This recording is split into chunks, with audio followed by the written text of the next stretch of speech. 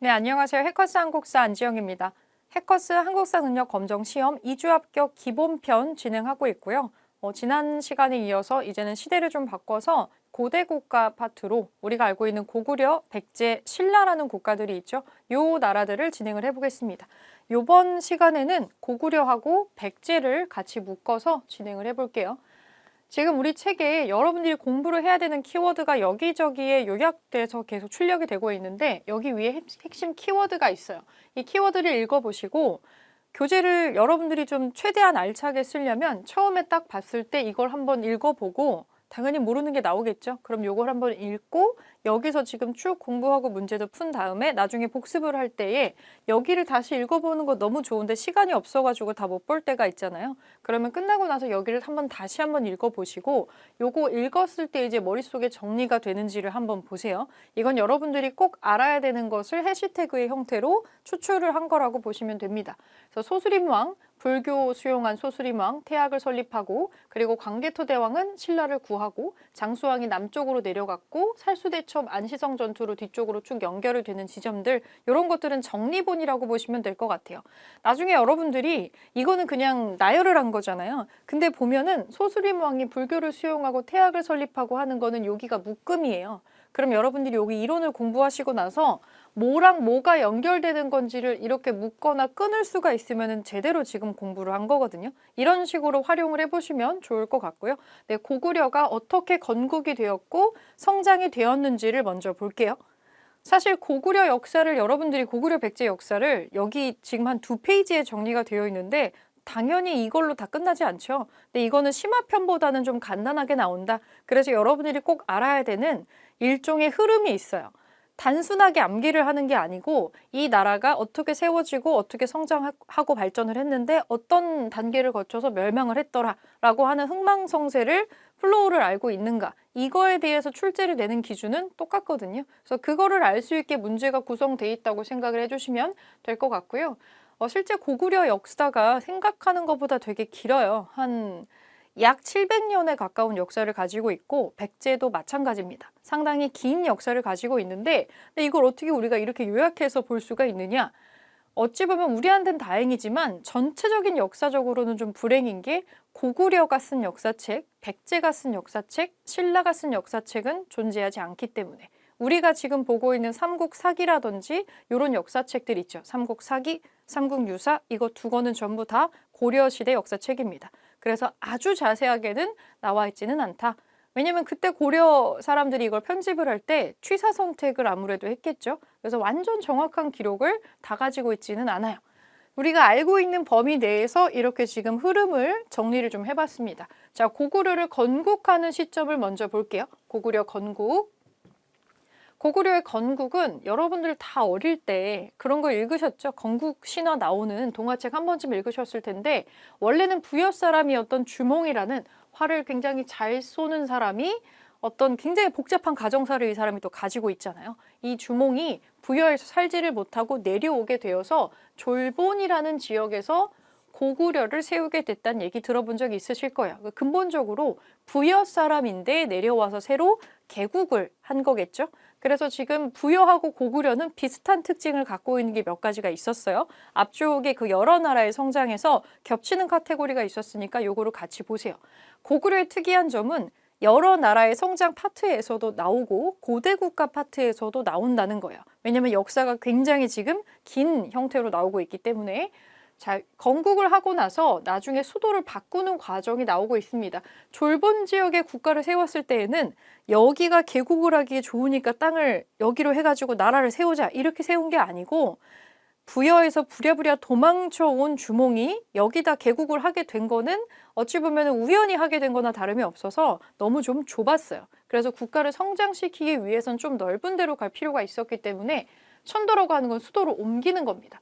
졸본에서 국내성이라는 장소로 조금 남쪽으로 좀 더 내려와가지고 천도를 해요. 이건 이제 왕이 바뀌는 시점이에요. 유리왕이라고 하는 왕 때 졸본에서 국내성으로 도읍을 옮긴다. 여기 동명왕은 주몽이랑 같은 사람이에요. 같은 사람입니다. 그냥 여기를 표시를 이렇게 했을 뿐이에요. 그래서 천도를 하는 과정까지 등장을 하고 있고요. 본격적으로 고구려가 성장하라는 단계로 넘어가는 것 뒤에 이렇게 많은 임금들이 등장을 합니다. 체제를 다진 임금이 있고 땅을 크게 넓힌 임금이 있고 전쟁을 해서 승리한 임금이 있는 거겠죠. 그래서 카테고리가 조금씩 다른데 옥저라는 나라가 있었잖아요. 고구려 바로 아래쪽에 위치하면서 상당히 비옥한 땅을 가지고 여러 가지 어떤 물산을 갖고 있었던 국가들입니다. 그래서 옥저라는 국가가 있었는데 여기는 사실 고대 국가로 성장을 하지는 못한 작은 나라였고요. 고구려한테 굉장히 많은 곡물을 뜯기다가 결국에는 멸망을 하게 되는 거죠. 그리고 옥저를 흡수하면서 고구려가 동해안으로 진출을 하게 되는 거고요. 고국천왕이라는 임금이 있습니다. 이거를 기억해야 되는 이유는 역사에 길이 남을 명재상이 이때 출연을 했기 때문이에요. 을파소라는 사람이 등장을 하네요. 을파소.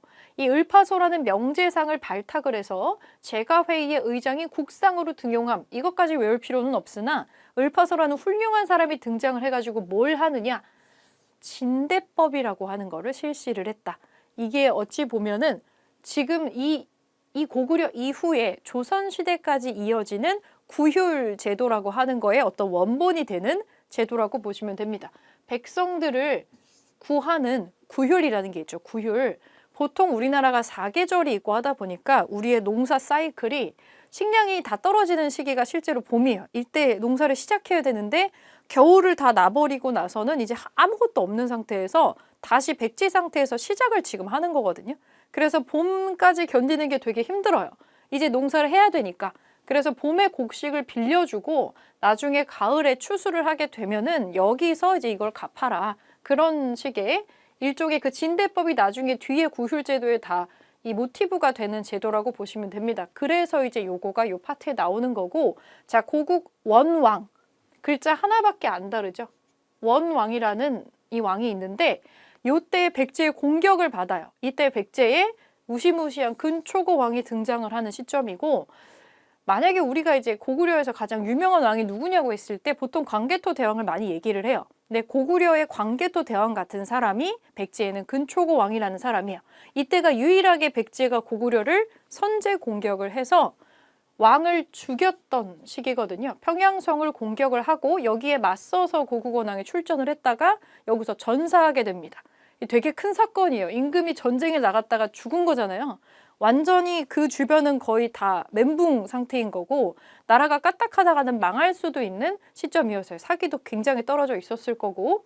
그래서 보통은 이 고국 천왕과 고국 원왕이 또 이름이 또 되게 비슷해가지고 많이들 헷갈려 하지만 얼마나 억울하고 원통하겠어요. 전쟁에 나가서 죽었으니까. 그래서 원통하게 죽은 사람이다. 이렇게 외워도 무방은 합니다.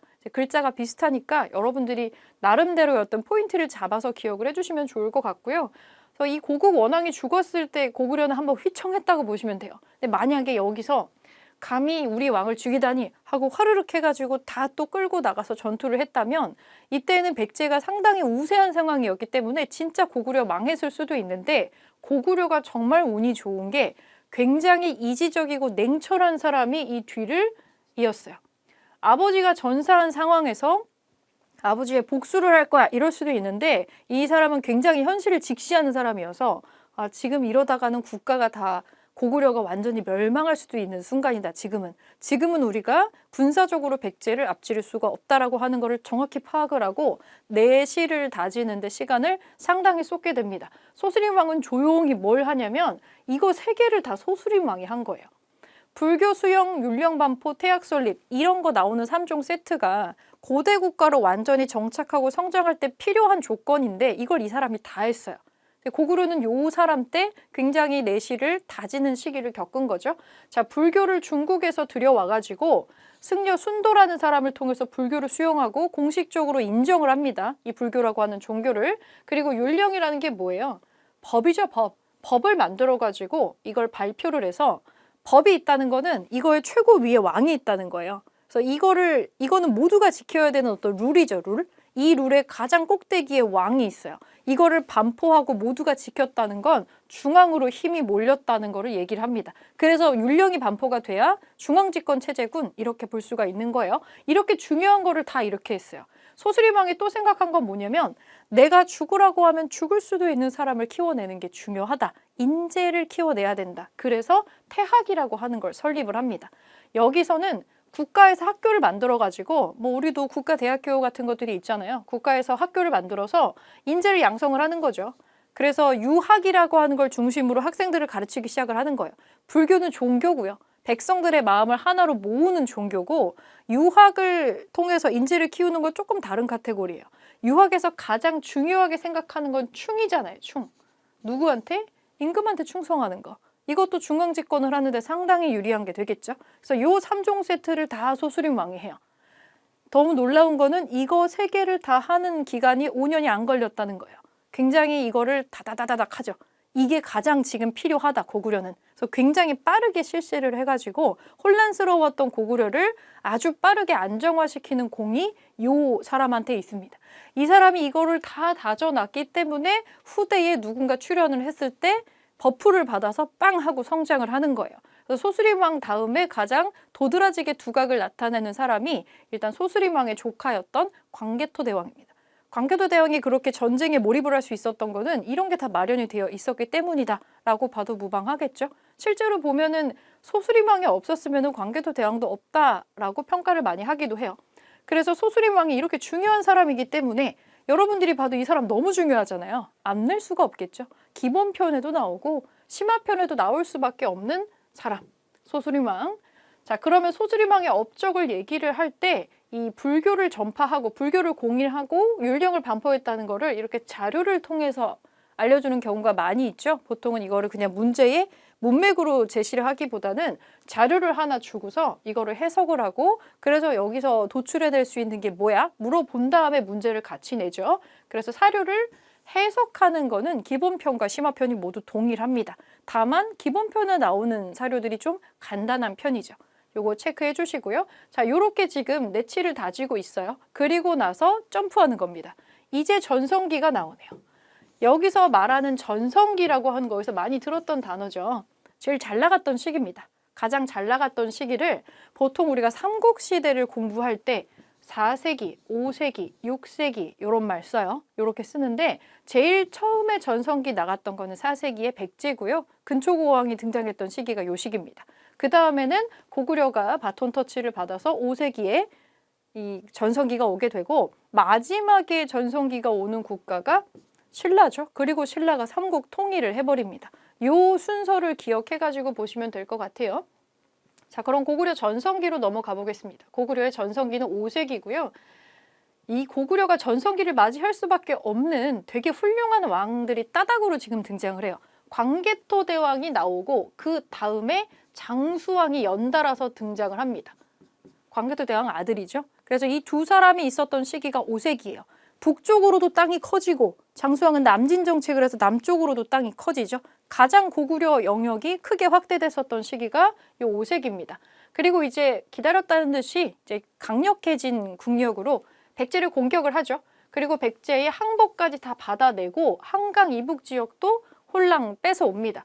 그리고 신라라는 국가가 이때 당시에는 그냥 거의 아무도 신경 안 쓰는 국가였다고 보시면 됩니다. 근데 여러분들이 머릿속으로 떠올리실 때 신라가 사실 최약체거든요. 최약체인데 나중에 반전으로 이제 통일을 하게 되는 그런 국가인데 예전에는 발전된 나라하고 얼마나 빨리 교류를 틀 수가 있는가, 얼마나 가까운가 이게 되게 중요한 요소로 작용을 해요. 물리적인 어떤 경계가 국가의 발전에 상당한 영향을 미치는 시기가 요 시기예요. 지금처럼 교통이나 통신이 발전하지 않았기 때문에 발전을 하려면 발전된 나라에서 뭔가가 빨리빨리 들어와줘야 되거든요. 근데 머릿속에 한반도 지도를 한번 떠올려 보세요. 한반도 지도가 쭉 있다고 하면은 우리나라는 동쪽이 좀 지대가 높아요. 태백산맥이랑 그런 게 다 동쪽에 있어가지고 근데 이 산맥을 넘어가야 신라가 나와요.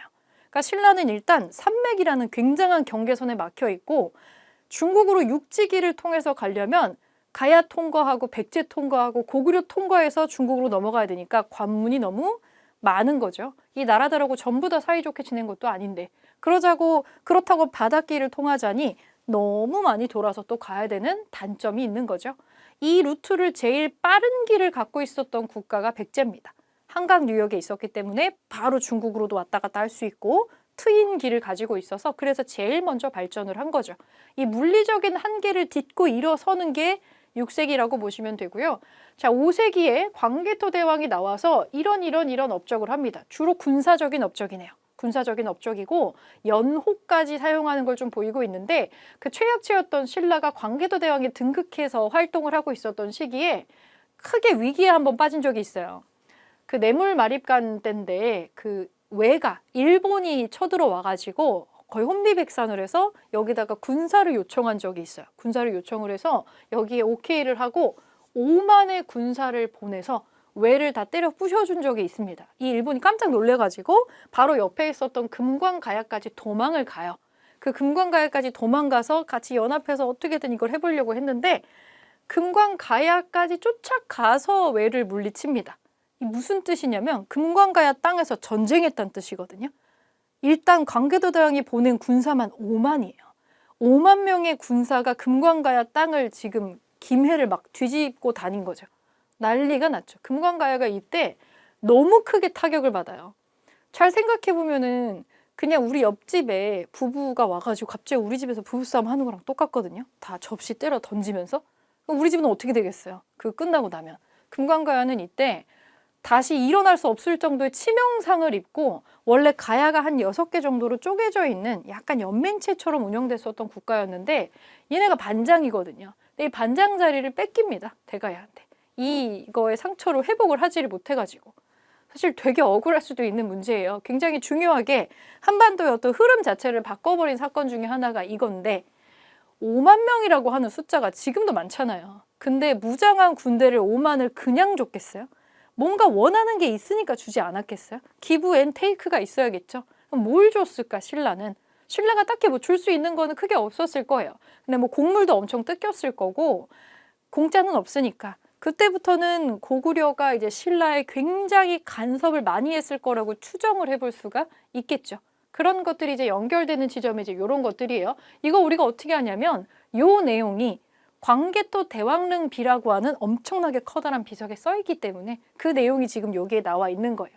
그리고 이렇게 짱짱하게 국가를 넓히면서 연호라는 황제만 쓰는 또 독자적인 연호 같은 거를 쓰게 돼서 영원히 이제 계속이 즐거움이 계속된다라는 뜻이거든요. 영락이라는 뜻이. 그러면서 자주성을 드러냈다고 되어 있는데 이 사람이 이제 대단한 사람인 게 18살에 임금이 돼서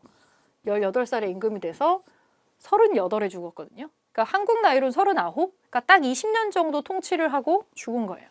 근데 그 20년 동안 너무나 강력하게 고구려를 크게 성장시킨 사람입니다. 요거를 좀 생각을 해주시고 근데 되게 단명했죠. 옛날 치고는 막 엄청 못 산 건 아니라고는 해도 40도 못 살고 죽었으니까 되게 젊을 때 죽은 거예요. 엄청난 혁혁한 업적을 남겨두고 이제 광개토 대왕이 죽고 나면은 특히 이제 광개토 대왕의 신라 구원이라고 하는 요 부분이 요 대목이 요새 좀 많이 나오거든요. 이거 왜 나오냐면 이거랑 같이 연결돼서 안 나올 수도 있지만 신라를 구원해서 그때부터 이제 신라가 신하를 청했다라고 하는 내용이 광개토 대왕릉비에 적혀 있어요. 적혀 있는데 이 내용이 이 비석에 적힌 내용이니까 진짜인지 아닌지 우리는 몰랐어요. 우리는 몰랐는데 그러면 신라하고 고구려 관계가 정말 그런 주종 관계 같은 관계가 있었을까라고 하는 거를 어디에서도 찾을 수가 없는 상태였단 말이에요. 그런데 이거를 증명해주는 유물이 신라 땅에서 발견이 돼서 신라의 귀족, 굉장히 높은 고위 귀족으로 추정되는 혹은 왕종일 수도 있는 그런 사람의 무덤에서 뭔가가 나와가지고 이 진짠가 보네 라고 지금은 보고 있어요. 그래서 이걸 되게 중요하게 보는 거예요. 여기엔 등장하지 않았지만은 호우명 그릇이라는 게 있습니다. 호우총에서 나온 호우명 그릇이라는 게 있는데 이 호우명 그릇이 발견은 신라에서 됐는데 제작은 고구려에서 한 겁니다. 이거는 광개토 대왕릉의 광개토 대왕이라는 이 사람의 삼주기 제사랑 관련된 물건이거든요. 그래서 그런 거를 통해서 봤을 때에는 요거는 진짜다라고 볼 수밖에 없는 그런 것들이 지금 계속 발견이 되고 있는 중이에요. 국립중앙박물관 고구려실의 이 유물을 진본을 보실 수가 있습니다. 요것도 참고로 알아주시고 혹시 유물이랑 연결해서 나올 수도 있으니까 여기 광개토 대왕릉비가 있네요. 보러 갈 수도 있을 텐데 우리나라 땅에 없어요. 우리나라 땅에 없고 요거는 중국에 있습니다. 중국에 있어서 지금은 중국의 유물로 분류가 되어 있고 굉장히 작아 보이지만 요만한 비석이 아니고 저게 높이가 6m가 넘어요. 이것도 마찬가지로 요거를 그 크기 그대로 탁본이라는 거를 해가지고 국립중앙박물관에서 실제 크기를 볼 수 있게 해놨습니다. 참고를 좀 해주시고요. 자, 장수왕, 광개토 대왕의 아들이고요. 아버지의 업적이 워낙에 엄청났잖아요. 그래서 아마 무덤을 으리으리하게 쌓고 장수왕이 임금이 돼가지고 처음 받았던 미션이 이걸 거예요. 아버지 무덤 만드는 거. 그래서 무덤을 크게 만들어 놓고서 앞에다가 비석을 이렇게 크게 세웠다고 되어 있는데 광개토 대왕은 위로 땅을 넓혀요. 근데 위는 사실 좀 무서운 애들이 많아요. 유목민이랑 막 그런 애들 되게 많아서. 그리고 중국이랑 국경이 닿아버리잖아요. 위로 진출하는 거는 반드시 한계가 와요. 중국 전체랑 싸울 게 아니라면. 그리고 우리가 살기 좋은 땅은 보통 남쪽에 좀 있죠. 그래서 이제 장수왕은 아버지랑 달리 남쪽으로 내려가는 걸 선택을 하게 돼서 남쪽으로 가려면 베이스 캠프가 너무 멀리 있으면 안 돼요. 그래서 남쪽으로 수도를 옮겨버립니다. 평양으로 수도를 천도를 해버리죠. 그러면서 남진 정책을 시작을 해요. 실제로 여러분들이 지도에서 국내성에서 평양을 보면 굉장히 많이 이동을 한 거예요. 엄청 쑥 내려와요. 수도를 옮기는 것 자체가 사실 엄청난 일이거든요. 남진 정책을 하려고 내려왔다는 걸 누구라도 알 수밖에 없는 너무너무 조금이 아니라 엄청나게 많이 들어옵니다. 그래서 수도를 고구려가 평양으로 옮겼을 때 밑에 나라들은 난리가 나요. 뭐지? 정말 아래쪽으로 내려오려는 건가? 그러면 무슨 상황이 되겠어요? 저 무서운 고구려를 우리가 한 번에 상대할 수는 없으니까 서로 막 연맹도 맺고 동맹도 맺고 막 하겠죠? 그런 일들이 남쪽에서 벌어지고 있는 상황이에요. 남쪽으로 진출하려고 수도를 옮겼으니까 진출을 해야겠죠? 진출합니다. 백제의 수도를 뺏어버립니다. 백제 수도였던 한성을 공격을 해서 백제의 계로왕이 이때 죽습니다. 백제 임금 2명이 가장 삼국시대 임금 중에서 가장 치욕스럽게 죽은 임금 2명인데 둘 다 목이 댕공하고 잘려가지고 죽거든요. 첫 번째가 이제 계로왕이고 두 번째가 나중에 또 등장하는 성왕이라는 사람이 또 있습니다. 각각 상대편 임금에게 잡혀가지고 댕공되는 이런 건데 이 계로왕 얘기도 동화책으로 많이 나와 있어요. 왜냐면 워낙에 또 드라마틱한 얘기다 보니까. 남쪽의 지리나 지형 같은 걸 전혀 모르고 계로왕을 방심시켜야 됐기 때문에 장수왕이 머리를 잘 썼죠. 계로왕이 좋아하는 거를 싹 조사를 한 다음에 계로왕이 상당히 이제 그 바둑을 엄청 좋아하더라. 지금으로 치면은 바둑이라고 하는 건 일종의 게임이잖아요. 이거에 완전히 빠져 있어가지고 바둑을 되게 잘 두는 고수였던 거예요. 그래서 이 바둑을 잘 두는 첩자를 하나 싹 뽑아가지고 보내서 절친을 만든 다음에 굉장히 장기간의 계획을 지금 짠 거죠. 사람을 잘 써가지고. 그래서 승려 도림을 첩자로 보내서 얘가 첩자인지도 모르고 완전 베프가 돼버립니다. 그래서 엄청 짱친이 됐을 때 도림이가 이제 살살 얘기하는 거죠. 너 이렇게 훌륭한 나라 왕인데 궁궐이 이게 뭐야? 너무 조그만 거 아니야? 조금 더 크게 만들어도 될 것 같은데? 근데 들어보니까 그런 것 같아. 그런 것 같아서 도림아 너 영원히 나 여기서 같이 살 거지? 내가 이제 궁궐공사도 크게 하고 너를 위해서도 뭐 하나 만들어 줄게 하면서 토목공사를 또 막 크게 일으키는 거죠. 이게 왜 중요하냐면 일부러 일으킨 거예요. 예전에는 병사들이 이렇게 싸움만 하는 게 아니라 농사철에는 농사도 하고요. 기본적으로 토목공사가 있다. 그러면 다 똑같은 사람들이 하는 거예요. 농사 짓던 사람이 토목공사도 하고 전쟁 나면 싸움도 하는 거예요. 그러면 토목공사를 크게 일으키면 그거 하느라고 막 정신이 없겠죠? 훈련도 제대로 안 하고 그때 이제 도림이 지금입니다 해서 쭉 데리고 내려온 거예요. 훈련된 병사들을 데리고. 당연히 순식간에 한성은 함락이 되고 계로왕은 이때 죽고요. 백제가 이때 천운이었던 거는 왕자인지 동생인지 정확치는 않지만 어쨌든 계로왕 다음번의 후계자가 한성에 그때 없었어요. 그래서 살아남아서 백제가 생존을 하게 된 거죠. 그리고 장수왕이 한성도 함락시키고 아버지의 업적을 기리는 무덤 작업을 상당히 대대적으로 해서 저거 깎고 쓰고 무덤 만들고 하는 데만 몇 년 썼을 겁니다. 그런 식으로 광개토 대왕릉비를 세운 사람이 또 장수왕이에요. 이런 것들이 있고 그러면 언제 망하느냐? 고구려가 사실 우리가 호칭이 하나 있죠. 민족의 방파제라고 많이 불러요. 왜 민족의 방파제라고 하느냐? 바로 위에 중국이랑 국경을 맞닿고 있다 보니까 중국이 들어오면 일단 고구려랑 싸우는 거예요. 그런데 고구려랑 왜 싸우냐? 사실 중국 입장에서 고구려 별로 그렇게 매력적인 땅 아니에요. 근데 중국은 이런 생각을 갖고 있어요. 그 중화주의라고 들어보셨잖아요. 얼마나 우리 기준에서 보면 사람이 얼마나 자신감이 넘치면 국가 이름을 가운데 중자가 나올까. 세상의 중심인 거예요, 중국이. 그러니까 우리는 중심이고 우리는 센터고 우리 양쪽 옆에 위 아래에 있는 애들은 중국 기준으로는 다 오랑캐예요. 서쪽에 사는 오랑캐, 동쪽에 사는 오랑캐. 우리 동쪽에 사는 오랑캐잖아요. 동이족이라고 하죠. 그런 발상으로 지금 하고 있는데 감히 조그마한 오랑캐 소국 주제에 고구려가 고개를 빳빳하게 들고 중국의 황제한테 그 신하라고 칭하지를 않는 거예요.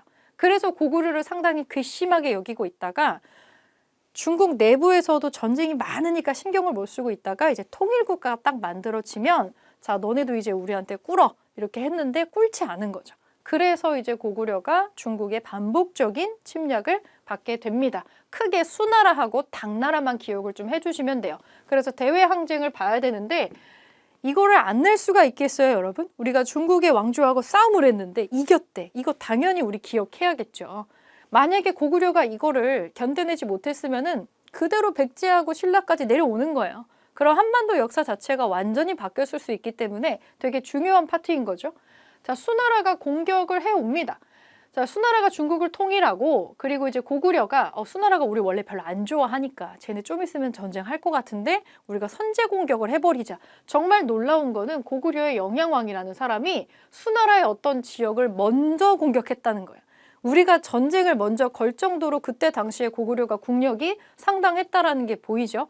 당연히 중국은 이거를 두고두고 괘씸해하면서 엄청나게 여러 번 군사들을 끌어가지고 같이 옵니다. 30만 대군을 이끌고 오고 100만 대군을 끌고 와요. 침입했는데 성과 없이 퇴각하고 결국에는 또 퇴각하고 해요. 이거 하면서 군대에 돈을 너무 많이 써가지고 수나라는 이래서 망한 거예요. 수 문제가 죽으면서 자기 아들한테 고구려 내비둬 하고 유언으로 남기고 죽었는데 나는 아버지랑 달라. 꼭 이렇게 말을 안 듣죠. 그래서 아버지가 너무 조금 데리고 간 것 같아. 나는 100만을 데리고 가서 머릿수로 그냥 뭉개버려야지 하고 갔는데 안 된 거죠. 100만이면은 사실 고구려 군대랑 비교도 안 될 정도로 많은 숫자예요. 왜 얘네 실패했을까? 너무 많아요. 너무 많아. 평지에다가 우르르 와가지고 100만 명이 다 텐트 치고 먹고 자는 거 아니잖아요. 일단 상간지형이 좀 섞여 있고 여러분 100만 대군이면은 자, 출발을 해. 그러면 서 있잖아요. 출발을 자기네 수도에서 출발을 하는 데만 한 달이 걸려요. 100만이 서 있잖아요. 지금 거기에. 그리고 밥을 먹으려면 내가 밥 먹을 거 쌀을 짊어지고 와야 되는데 이미 거기에서 무게가 너무 나가버리죠. 비라도 오고 막 해봐봐. 이거 뭐 어떡할 거예요? 군대가 너무 많으면 전투가 조금만 길어지면 이제 그 군량을 공급받지 못해가지고 되게 심각해지는 상황이 나오는 거죠. 그래서 고구려를 침입했는데 수나라는 결국은 다 실패를 했어요. 결정적으로 수나라 때는 을지문덕이라는 이 장군이 살수라는 곳에서 수나라의 군대를 그냥 와장창창 격파를 해버립니다. 수나라는 역사책에 정말 창피해서 기록을 못할 정도로 그냥 와장창 되고 끝났다고 보시면 돼요. 을지문덕은 아마 들어보셨을 겁니다.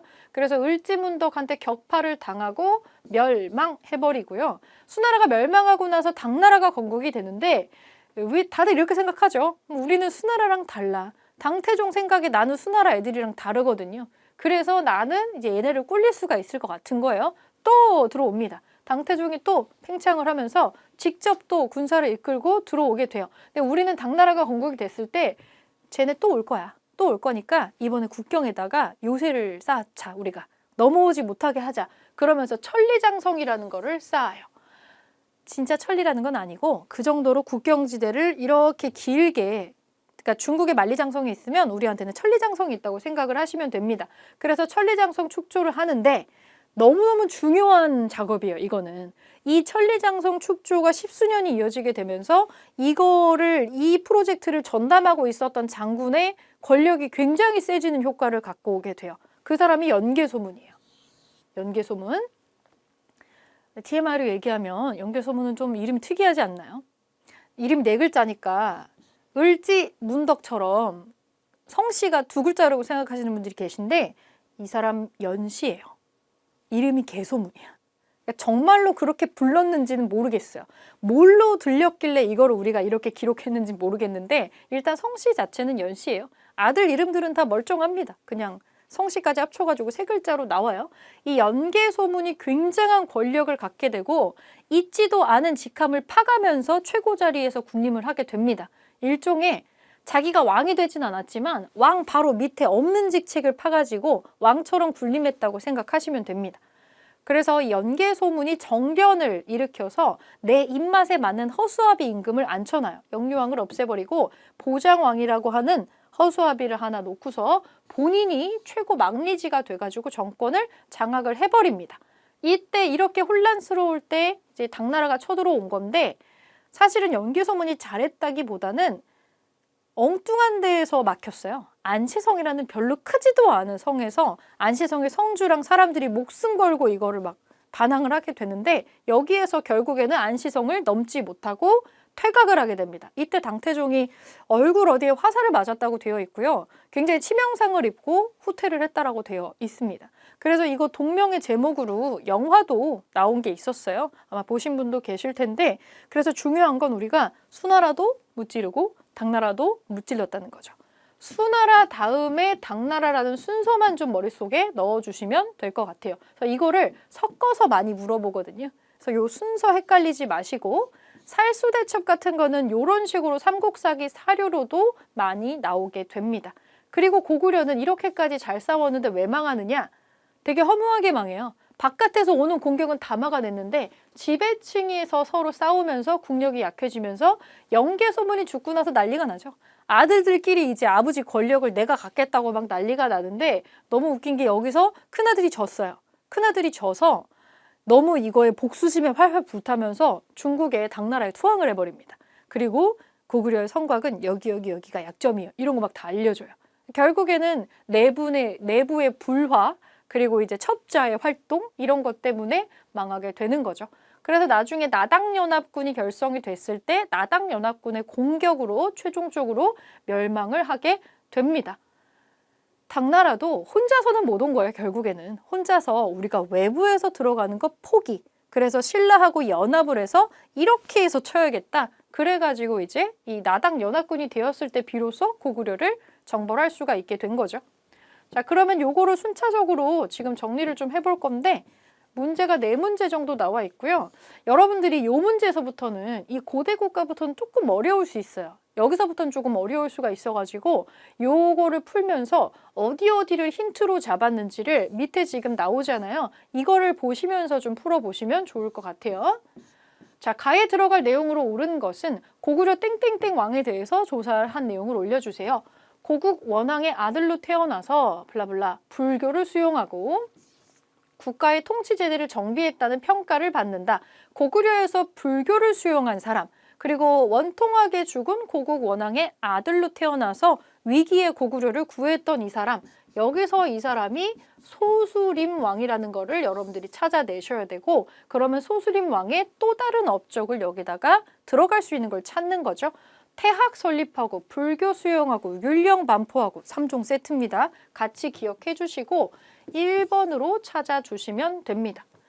1번으로 찾고 나머지는 지금 우리가 아직 배우지 않은 부분이 등장을 해요. 그래서 위에 설명을 잠깐 보시면서 지금은 이걸 몰라도 돼요. 왜냐면 여러분들 아직 신라 안 배웠잖아요. 그래서 이거에서 읽고 넘어가셔도 무방합니다.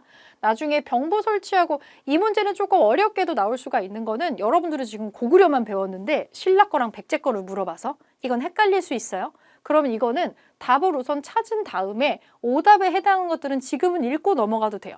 근데 나중에 고구려 백제 신라를 다 배웠는데도 이거를 못 풀면은 그러면은 안 되는 거죠. 그렇게 체크를 좀 해주시고요. 자, 옆에 문제 볼게요. 광개토대왕 미출군 나의 업적으로 옳은 것은 고구려의 제19대 왕인 나는 거란, 숙신, 후연, 동부 등을 정벌을 하고 영토를 크게 넓혔소. 북쪽으로 영토를 되게 넓히고 있죠. 이 사람 광개토대왕입니다. 이 지도를 보고 이 사람하고 연결을 같이 해주시면 돼요. 북쪽으로 넓히면 광개토, 남쪽으로 넓히면 장수왕입니다. 태학을 설립하는 거 방금 봤던 사람이죠. 이거는 소수림 왕이고 천리장송을 축조하는 거는 더 뒤에 등장해야 되잖아요. 연개소문 때니까 더 뒤로 넘어가죠. 도읍을 평양성으로 옮기는 거 남진 정책하려고 옮긴 거니까 이건 장수왕이 하는 거예요. 아니네요. 신라에 침입한 외를 격퇴를 하는 게 이 광개토 대왕 때 있었던 제일 큰 사건 중에 하나였죠. 이거 4번으로 찾아주시면 됩니다. 자, 3번 보겠습니다. 장수왕의 한성 함락과 안시성 전투 사이에 사실 가나 사이 시기에 있었던 이거 사이에 무슨 일이 있었냐? 그러니까 이런 문제를 되게 개인적으로 싫어하시는 분들이 많죠. 뭐 되게 어려워 보이잖아요. 보통은 심화 문제에서도 3점짜리가 보통 이렇게 나와요. 왜냐면 이거는 어느 사건이 어느 사건보다 먼저 일어났는지에 대한 이런 거를 이해하고 있는지를 물어보는 거기 때문에 연도를 물어보는 건 사실 그렇게 많이 나오지 않아요. 인과관계를 아는지를 물어보죠. 자, 가를 먼저 보겠습니다. 장수왕 때 왕이 군사 3만을 거느리고 백제에 침입해서 한성을 함락시키고 백제왕 계로왕을 죽였다. 한성을 함락하는 장수왕 때 얘기고요. 나를 보겠습니다. 보장왕 4년. 당의 여러 장수가 안시성을 공격하였으나 어쩌고 저쩌고 저쩌고 안시성 전투에 대한 내용이네요. 이거 상당히 뒷부분에 대한 내용이죠. 얘는 안시성 전투, 이거는 장수왕이 백제의 한성 뺏는 얘기입니다. 그러면 이 사이에 무슨 일이 있었냐? 골라볼게요. 원종과 애노가 봉기하였다. 이거 신라 하대에 일어나는 일이에요. 아직 안 배웠으니까 모를 수 있어요. 신라 하대면 한참 뒤에요. 신라 하대라고 하는 건 통일신라입니다. 근데 아직 우리 삼국 통일 안 됐거든요. 우리 배운 시대에서. 이거는 이거보다 뒷시기죠. 뒷시기. 김흠돌이 반란을 도모했다. 마찬가지로 신라 하대. 얘도 나의 뒷시기. 을지문덕이 수의 군대를 물리쳤다. 그럴 수 있죠. 요거는 요 사이에 들어갈 수 있어요. 장수왕 다음에 우리가 그 다음에 수나라, 당나라를 순차적으로 물리치는데 얘는 당나라랑 싸우는 거고 이거 앞선 시기에 수나라랑 싸운 게 등장을 해야죠. 그래서 3번으로 찾아줄 수 있습니다. 4번 장문휴, 당의 산둥반도 공격하는 거 장문휴라고 나오면 이제 발해에 나오는 얘기이기 때문에 이것도 신라 하대에 해당하는 얘기입니다. 남북국 시대라서 얘도 나의 뒤식이에요. 요거 빼고는 다 나의 뒤식이고 사이에 낄 수 없는 게 나왔네요. 3번으로 답을 찾아주시고 이건 여러분들이 모르는 시기가 나와 있었으니까 마찬가지로 밑에서 왜 이게 저 앞에 시기인지 한번 읽어보시고 넘어가 주세요. 자, 4번. 살수대첩과 안시성 전투 사이의 사실. 자, 이거 사이에 무슨 일이 있었냐? 살수대첩이 이제 수나라하고 싸운 거랑 안시성에서 당나라군 싸운 거잖아요. 요 사이에 들어갈 수 있는 거 찾을게요. 김흠돌이 반란 일으키는 거 마찬가지죠. 이거는 이거 뒤식이에요. 아니고 연개소문이 정변을 일으켰다. 연개소문이 정변을 일으키는 건 여기에 들어갈 수 있죠. 수나라 다음에 그 다음에 우리가 천리장성을 싸우면서 연개소문이 권력을 잡고 정변을 일으켜서 자기가 완전 짱이 되어 있을 때 이 사건이 터지는 거니까.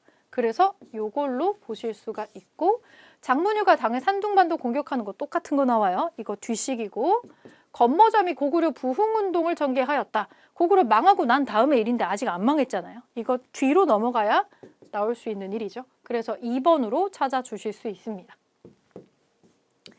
쭉 넘어가서 백제도 마찬가지예요. 여기 핵심 키워드를 보시면 아직은 이거를 묶어가지고 생각하실 수 없을 텐데 다 끝나고 났을 때 이거 묶을 수 있는지 없는지를 다시 한번 꼭 체크를 해주세요. 백제의 건국이랑 전성기는 저기 위에 고구려하고 맞물려가지고 진행이 됩니다. 왜냐면 위에도 계속 백제가 언급이 됐잖아요. 자, 여기를 보겠습니다. 백제를 건국하는 사람, 사실은 부여, 고구려, 백제가 뿌리는 다 똑같죠. 왜냐면 지금 백제를 건국했다고 나오는 온조라는 사람은 주몽의 아들이라고도 되어 있어요. 그러면 초창기에 좀 비슷한 특징이 있을 수밖에 없다. 이런 것들을 좀 기억을 해주시고 부여와 고구려를 이어받는 유이민 세력이 거기서 떨어져 나온 세력이 한강 쪽에다가 자리 잡고 만드는 게 백제다. 한강에다가 만드는 게 정말 신의 한 수였던 거죠. 여기가 옛날로 치면은 뭐 고속도로 역할까지 다 하고 바닷길까지 다 가질 수가 있게 돼서 그래서 여기에다 건국을 했기 때문에 제일 먼저 전성기가 오는 거예요. 제일 먼저. 근데 전성기가 오기 이전에 체제를 정비한 사람이 여기도 있어요. 우리가 아까 광개토대왕 그 고구려 시절에는 소스리왕이 이걸 했었는데 여기 약간 순차적으로 그런 임금이 등장하거든요. 초등학교 친구들이 제일 힘들어하는 임금이 이 사람이에요. 뭔가 안 외워져. 저 사람은. 뭐 업적이 막 뚜렷한 것 같지도 않은데 중간에 갑자기 삑 등장을 해서 관등제를 정비했다고 나와요. 이거 그냥 이름이랑 같이 묶어서 기억해 주세요. 관등제라고 하는 건 신하들의 레벨을 숫자로 지금 정리를 한 거예요. 육좌평, 16관등, 어떤 너 높은 사람, 낮은 사람을 이렇게 나열을 시켜놨다는 거예요. 이거 정리한 사람이 고이왕이라는 거죠. 고이고이 정리했다고 그냥 외우세요. 이렇게 순서대로 고이고이 이거를 정리를 했다. 이렇게 한번 외워주시고 그 다음에 전성기를 맞이하면서 전쟁의 두각을 나타내는 사람이 나오더라. 이렇게 기억을 해주시고 근초고왕 이 사람은 백제의 광개토대왕 같은 사람이에요. 마한이라고 하는 지역을 정벌을 했다라고 나오는데 원래 백제가 위치한 자리에 전라도 쪽에 마한이라고 하는 연맹체 국가들이 있어요. 좀 조그마한 나라들이 수십 개가 모여가지고 연맹체를 만든 거예요. 거의 54개 정도 있었어요. 백제는 원래 그 중에 하나예요. 근데 원래는 이 마한 연맹체에서 목지국이라는 반장 역할하는 국가가 따로 있었는데 백제가 점점 성장하면서 마한의 국가들을 냠냠냠 다 먹고 결국에는 마한 지역을 다 꿀꺽 삼킨 거예요. 그래서 이제 마한 정벌이라는 게 요때 나오는 거고요. 요때쯤에 고구려도 먼저 선제 공격하고 되게 잘 나갑니다. 그래서 근초고왕을 전사시키고 황해도까지 쭉쭉 진출했었던 최고전성기 시대고요. 이때 한강을 통해서 대외 교류도 엄청 많이 합니다. 중국이랑도 하고 일본이랑도 하고 여기저기랑 교류를 많이 하는 게 지금 보이고 원래 우리가 제일 젊고 예쁠 때 사진 찍어 놓으려고 하잖아요. 뭐 바디 프로필 같은 거 많이 찍죠. 그런 거랑 똑같은 개념인데 제일 잘 나갈 때 이제 그거를 역사에 기록을 해 놓으려고 해요. 그래서 이렇게 쭉쭉 잘 나가고 있을 때 박사 고흥이라고 하는 똑똑한 사람한테 명을 내려가지고 석이라고 하는 백제 역사책을 정리하도록 시켜요. 하지만 이 책은 남아있진 않아요. 그냥 이런 걸 썼습니다 라고 하는 기록만 나와 있습니다. 이렇게 잘 나가고 이러면서 순차적으로 고대 국가로 한 걸음씩 나아가는 거예요. 자, 관등제 정비를 하고 여기서 땅도 넓히고 침류왕이라는 임금 때 드디어 불교도 수용을 하게 되는 고구려가 특이 케이스인 거예요. 소수림왕은 이거 당장 우리가 마련을 안 하면 나라 망할 것 같으니까 자기가 한꺼번에 필요한 거를 한 큐에 다 해버린 거고 나머지 국가들은 단계적으로 이게 진행이 돼요. 고구려가 특이 케이스인 거예요.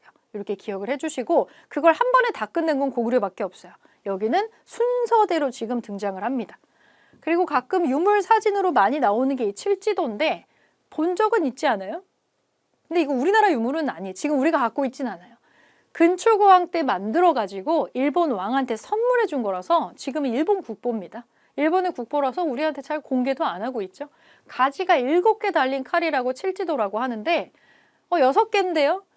가운데까지 합쳐서 칠지도라고 하는 거예요. 가운데까지 합쳐서. 그래서 우리가 백제하고 일본이 어느 정도의 교류 관계가 있었는지를 보여주는 문화유산이고 저렇게 생긴 칼을 이렇게 찌르는 거 아무 의미가 없어요. 그렇게 날카롭지도 않고 이거는 철을 다루는 기술이 우리가 이렇게 뛰어나다라고 하는 걸 약간 과시하면서 주는 그런 선물이었다라고 보시면 됩니다.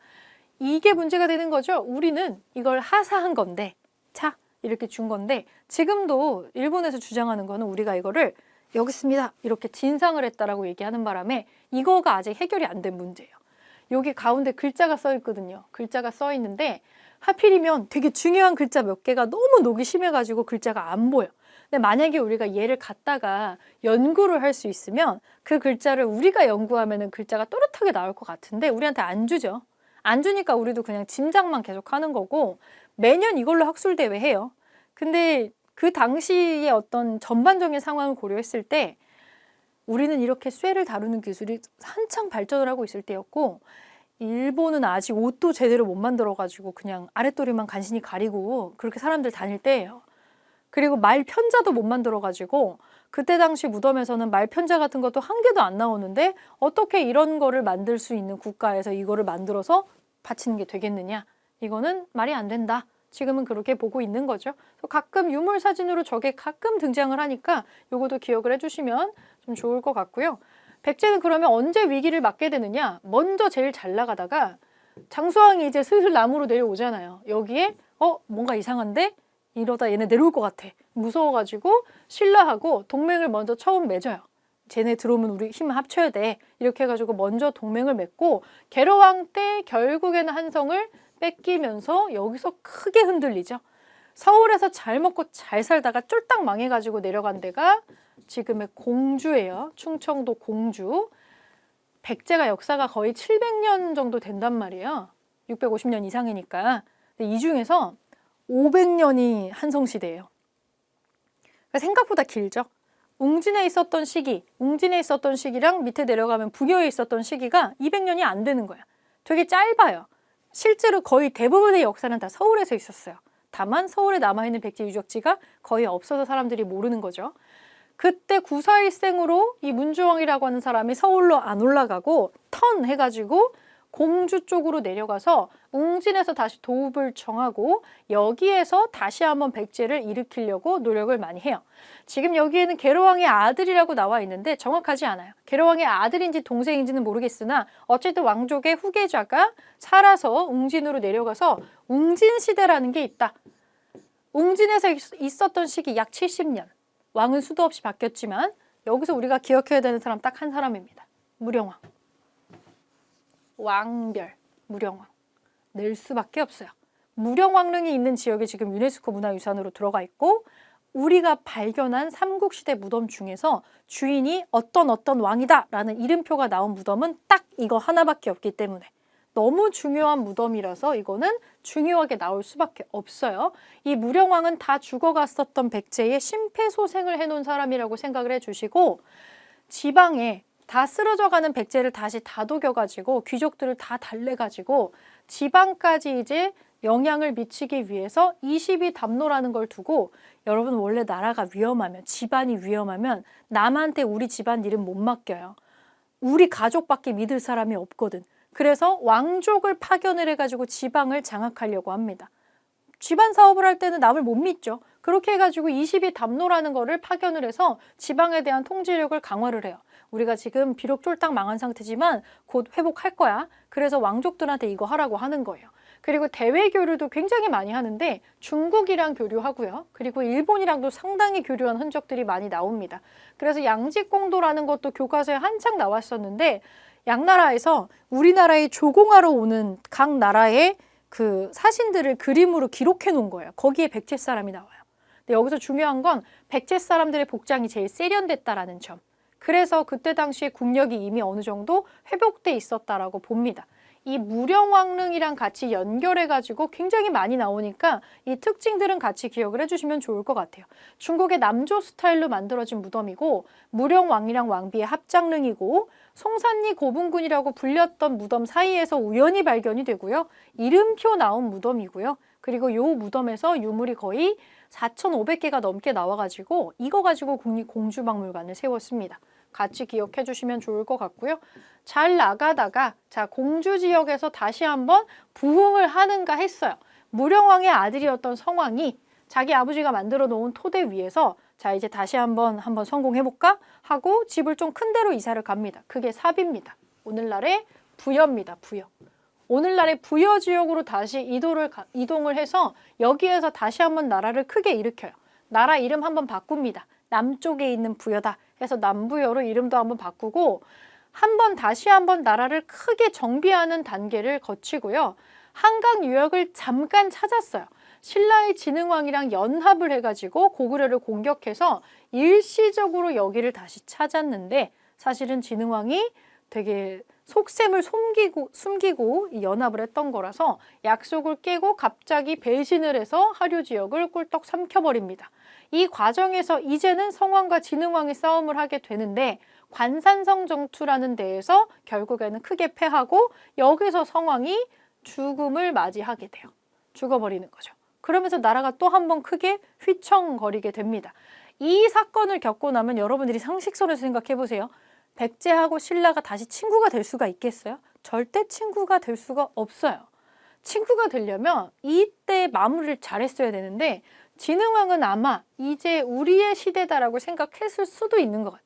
왜냐면 성왕을 죽이고 나서 목을 댕강 잘라가지고 바디하고 몸이 분리가 됐는데 전쟁 중에 죽은 사람은 원래 시신은 주거든요. 근데 진흥왕이 시신을 다 주지 않고 몸만 줬어요. 머리 안 줌. 그래서 백제에서 머리 없이 임금의 장례를 치러요. 굉장히 끔찍한 일이잖아요. 그래서 이 사건을 겪고 나서 얘네들은 화해를 할 수 없음. 더러우지 못한 강을 건너게 됨. 그러면 이 다음에 백제 왕이 되는 사람들은 왕자 시절부터 무슨 얘기를 듣겠어요? 너가 나중에 꼭 복수를 해야 된다. 이런 얘기를 하면서 크지 않았겠어요? 그래서 나중에 결국에 이제 보복성 전투들이 마지막으로 벌어지게 되는 거죠. 이 인과관계를 기억을 좀 해주시고요. 성왕이 다시 한번 백제를 부흥시켰던 사람이다. 수도도 옮기고 나라 이름도 바꾸고 한강 유역도 잠깐 찾았다. 여기까지 기억을 좀 해주시고요. 지금은 우리가 유네스코 유적지에 여기도 들어가긴 하는데 우리가 원래 수도를 한성이랑 공주랑 부여만 알고 있다가 백제의 무왕이라는 임금 때에 익산으로 한번 천도를 했었던 시도가 문화유적으로 나와요. 그래서 거기도 백제 유네스코 문화재 그 군에 들어가서 거기도 지금 유네스코로 지정은 되어 있습니다. 그래서 여기서 여러 가지 터들을 찾아가지고 절터도 되게 크게 나왔죠. 미륵산. 요거를 가지고 우리가 여기가 네 번째 수도 자리다. 이렇게도 보고 있습니다. 그럼 언제 망했느냐? 마지막 왕이었던 의자왕이 처음에는 신라를 공격을 해가지고 성을 한 40개 정도를 뺏어요. 굉장히 큰 공을 세웠는데 한 15년 잘 그렇게 하다가 나중에 왜 그렇게 됐는지 모르겠지만 갑자기 술과 여자를 가까이 하면서 좀 흥청망청 살게 됩니다. 그러더니 결국에는 나당연합군을 이겨내지 못하고 사망을 하게 됩니다. 나당연합군이 들어왔을 때 개백이라고 하는 이 장군이 황산벌이라는 장소에서 마지막 결사대 5,000명을 데리고 근데 김유신이 끌고 온 신라군은 5만이었어요. 5만 대 5천이 싸운 거예요. 네 번의 격전 끝에 개백 포함 5천 결사대는 전멸했습니다. 전멸하고 여기에서 멸망하게 되는 거죠. 물론 여기서 백제 역사가 완전히 끝나지는 않아요. 거의 700년 가까이 유지가 됐었기 때문에 부흥운동이라는 게 있기는 하죠. 결국에 실패는 하지만 상식선에서 그것만 좀 기억을 좀 해주시고요. 자, 그럼 무슨 문제로 정리를 해볼 수가 있는지 네 문제 정도로 보겠습니다. 여기도 이게 나오는데 이거 조금 어렵게 나온 문제. 가나 사이 시기에 있었던 사실로 옳은 거 골라볼게요. 고구려가 도읍을 평양으로 옮겼다는 군 장수왕 때네요. 남진 정책으로 지금 내려왔네. 내려온 상태고 나는 뭐냐면 왕성이 함락되고 왕께서도 목숨을 잃으셨다고 하네. 새로 즉위한 문주왕께서 웅진으로 오신다는 군 이거 계로왕 죽기 전, 계로왕 죽은 후예요. 그 사이에 무슨 일이 있었는지를 골라보겠습니다. 고구려가 옥저를 정복하는 거 조금 생뚱맞은데 가보다 먼저 있었던 일이에요. 위기가 터지기도 전의 일입니다. 백제가 신라와 동맹을 맺었다. 이건 들어올 수 있어요. 얘네가 남쪽으로 오잖아. 무서운데? 하고 얘네 둘이서 동맹을 먼저 맺어요. 그런데도 실패하고 계로왕이 사망을 한 거죠. 얘가 들어갈 수가 있어요. 2번이 여기에 들어갈 수가 있고 백제가 관산성 전투에서 패배를 하는 거는 이거의 뒤시기죠. 웅진보다도 나중에 부여 시기의 일이니까. 자, 고구려가 안시성에서 당군을 물리치는 거 고구려의 안시성 전투가 나오는 부분 요 사이에 들어올 수가 없죠. 지금 저 뒤시기로 넘어가야 되죠. 그래서 2번으로 찾아줄 수 있습니다. 이것도 마찬가지로 여러분들이 모르는 문제가 복잡하게 껴있을 수 있는데 여기 밑에 있는 답안지 과정을 좀 읽어주시면 좋겠어요. 이렇게까지 어렵게 나오진 않아요. 기본편에서는. 자, 무령왕에 대한 거 너무너무 자주 나오는 문제죠. 충청남도 공주에 있는 이 무덤은 근데 이 에스키모 이글루 같은 이 모습하고 이 묘지석 보이자마자 바로 무령왕릉이라고 머릿속에 팍 떠올라야 돼요. 너무 특징적인 무덤이라서 이렇게 나온 무덤은 요거밖에 없고 무덤에서 이름표 써있는 묘지석 나온 거 이거 그냥 삼국 중에 이거 딱 온리원 하나거든요. 그래서 문제를 출제하는 거예요. 여기서 우리는 이게 무령왕이구나 라는 거 바로 알아야 됩니다. 3번으로 체크해 주시고 3번 볼게요. 성왕.